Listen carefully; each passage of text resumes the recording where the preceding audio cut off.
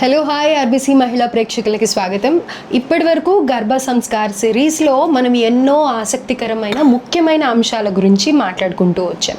అయితే ఈ మధ్య కాలంలో మనం జెస్టేషనల్ డయాబెటీస్ అనేది వింటూ ఉన్నాం. అసలు ఈ జెస్టేషనల్ డయాబెటీస్ ఏంటి, ఎందుకు వస్తుంది, ఎలాంటి జాగ్రత్తలు పాటించాలి అనేది తెలుసుకుందాం. ప్రస్తుతం మనతో పాటు 2 తెలుగు రాష్ట్రాల్లో ఏకైక గర్భ సంస్కార్ మెంటర్ రమ్య ఉన్నారు. రమ్య గారితో మాట్లాడి పూర్తి వివరాలు తెలుసుకుందాం. హలో రమ్య గారు. నమస్తే అండి.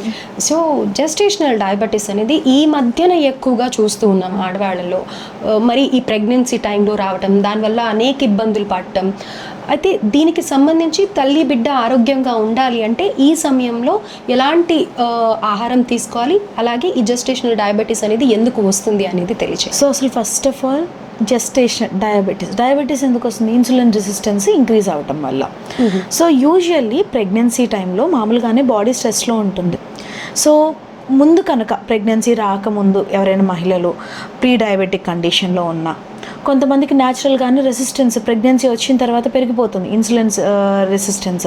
అలా ఉన్న సెడేటరీ లైఫ్ స్టైల్, వాళ్ళు ఏంటంటే ఎప్పుడు కదలకుండా ఒకే చోట కూర్చుంటారు, ఎలాంటి యాక్టివిటీస్ చేయరు, యాక్టివిటీస్లో ఉండరు, వాళ్ళకి ఓవర్ వెయిట్ ఇలా ఉన్నా కూడా ఈ జెస్టేషనల్ డయాబెటీస్ వస్తుంది. దీంతో పాటుగా పీసీఓఎస్ ప్రాబ్లం ఉన్న అంతకుముందు, ఇంకా వీళ్ళకి ఓవర్గా స్ట్రెస్, క్రానిక్ స్ట్రెస్లో కొన్ని సంవత్సరాల పాటు ఆ స్ట్రెస్ని క్యారీ చేస్తూ ఉంటారు చూసారా, వాళ్ళకి ఈ ప్రెగ్నెన్సీ టైంలో డయాబెటీస్ అనేది కనిపిస్తూ ఉంటుంది.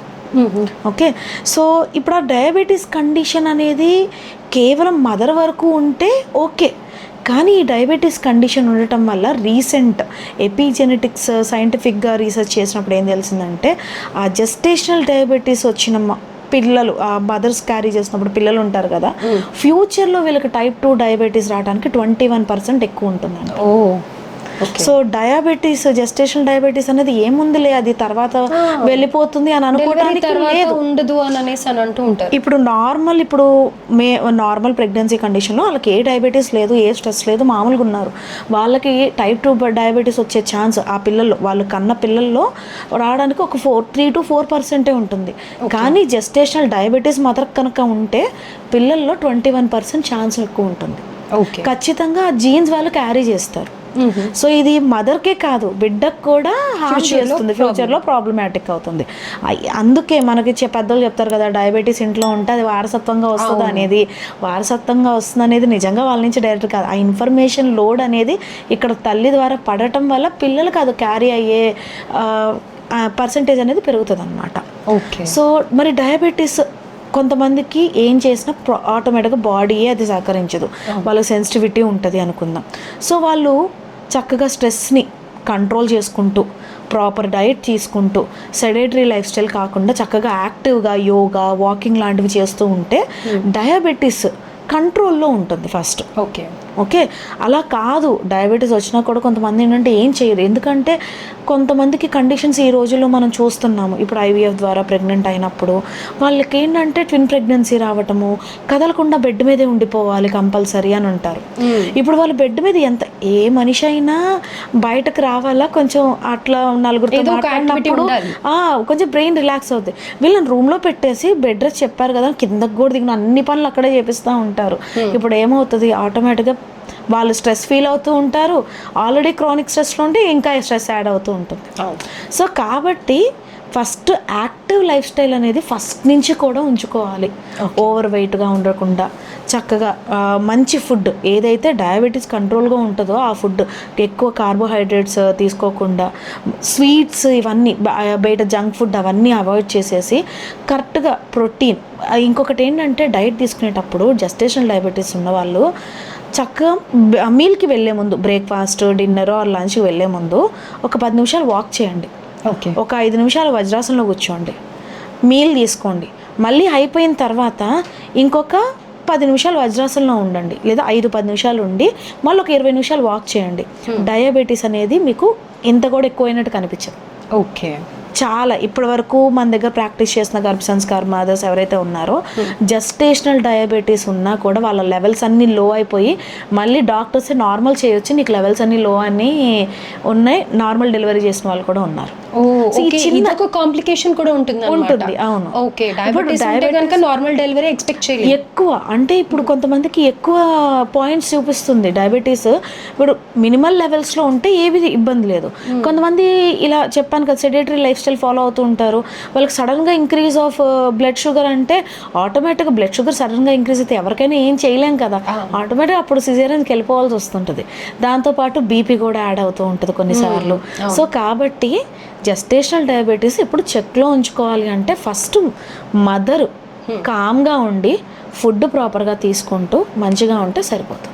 Okay, that's one thing. So ఇంకా దాని ప్రభావం తగ్గుతూ మేనేజబుల్గా ఉంటుంది. అదే అలానే పూర్తిగా ఏమి ఇప్పటికిప్పుడు ఎలిమినేట్ మనం చేయలేము. కాకపోతే మేనేజబుల్, స్ట్రెస్ ఓవర్లోడ్ అవ్వకుండా బేబీ మీద కూడా కొంచెం ఏదో ఏమంటారంటే కొంచెం గుడ్డిలో మెల్ల అంటారు కదా, ఎంతో కొంత రెడ్యూస్ చేసిన వాళ్ళం అవుతాం ఫస్ట్ మనము.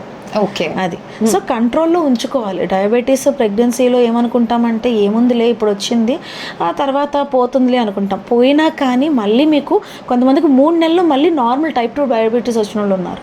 3 monthsలోనే పోయింది అని చెప్పేసి మళ్ళీ 3 monthsలో వచ్చిన వాళ్ళు ఉన్నారు. సో అట్లా రివర్స్ అయ్యే ఛాన్స్ ఉంటుంది. సో అదే కొంతమందికి అదే క్యారీ ఫార్వర్డ్ డయాబెటీస్ అలానే రన్ అయ్యే ఛాన్స్ కూడా ఉంటుంది. సో ఎర్లీ ఇప్పుడు ప్రెగ్నెన్సీ అంటే ఎర్లీ 30sలోనో లేదా ఎర్లీ 20s 25sలో అట్లా అవుతారు. ఇంత చిన్న ఏజ్లో డయాబెటీస్ వస్తే, ఇంత చిన్న ఏజ్ నుంచే డయాబెటీస్ కంట్రోల్ లేకుండా టాబ్లెట్స్ యూస్ చేస్తే ఫ్యూచర్లో ఆ మదర్ నెక్స్ట్ సెకండ్ బేబీ కనాలన్నా ఏదన్నా కానీ ఎఫెక్ట్ అవుతూ ఉంటుంది కదా. సో కాబట్టి ఇక్కడ కంట్రోల్ చేసుకోవటం, మీకు ఛాన్స్ ఉంటే ప్రీ కన్సెప్షన్ నుంచి మీరు ప్రీ డయాబెటిక్ కనుక మీకు వస్తే బ్లడ్ రిపోర్ట్లో, సో మీరు ఫస్ట్ రివర్సల్ చేసుకోండి. ప్రీ డయాబెటిక్ కండిషన్ రివర్స్ చేసుకోవడం చాలా ఈజీ. వచ్చిన తర్వాత ఏదన్నా ఇప్పుడు వ్యాక్సిన్స్ ఎందుకు వేసుకుంటాం? Vaccines of prevent. So prevention is better than cure అంటారు కదా. So this is the reason. So ప్రెగ్నెన్సీలో వచ్చే డయాబెటీస్ గురించి కంగారు పడక్కర్లేదు. మనమైతే కొన్ని మెజర్స్ తీసుకుంటే అయితే మేనేజబుల్గా ఫ్యూచర్లో కూడా రిపీట్ కాకుండా ఉంటుంది. దీంతో పాటుగా డాక్టర్ ఖచ్చితంగా టాబ్లెట్స్ ఇస్తారు. ఎట్లా అయితే ఇచ్చారో అలానే వాడండి. కొంతమంది ఏమంటారంటే అమ్మో నువ్వు అంత ఇన్సులిన్ ఇప్పటి నుంచే టాబ్లెట్స్ ఎక్కువ తీసుకుంటే పడుతుందని ఆల్టర్నేట్ డేస్ తీసుకోవటం, వారంలో 2 సార్లు తీసుకోవటం, ఇలాంటి కేసు అని అలా చేయొద్దు. మీ డాక్టర్ ఇలా చెయ్యండి అని చెప్పినప్పుడు ఎలా చెప్తే అలానే టాబ్లెట్స్ తీసుకోండి. ఇంకొకటి ఏముంటుందంటే డైలమా, ఈ బీపీ కానీ షుగర్ కానీ టాబ్లెట్స్ ఒక్కసారి వేసుకున్నామంటే ఇంకా అవి వదలదు, లైఫ్ లాంగ్ వేసుకోవాలి అని అన్న దీంట్లో ఉంటారు. కాబట్టి అలా చేయకుండా వాళ్ళు చెప్పిన అమౌంట్ వాళ్ళు ఒక టాబ్లెట్ సర్టన్ ఎంజీలో ఇస్తారు. ఇచ్చింది రోజు వేసుకోండి, రోజు ఖచ్చితంగా అది వేసుకోండి. ఇదేమీ హామ్ చేయదు. ఇంకా మీకు మంచిగా ఆ ఇన్సులిన్ రెసిస్టెన్స్ అనేది తగ్గి కొంచెం మీకే మంచిగా ఉంటుంది. రేపు బేబీ మీద కూడా ఆ ఇన్ఫర్మేషన్ లేకుండా ఉంటుంది కదా. సో కాబట్టి వాళ్ళు డాక్టర్స్ చెప్పినట్టు విని అది క్రమం తప్పకుండా టాబ్లెట్స్ ఏవైతే మెడిసిన్ ప్రిస్క్రైబ్ చేస్తారో అవి చక్కగా వేసుకోండి. రైట్, థ్యాంక్ యూ రమ్య గారు, థ్యాంక్ యూ.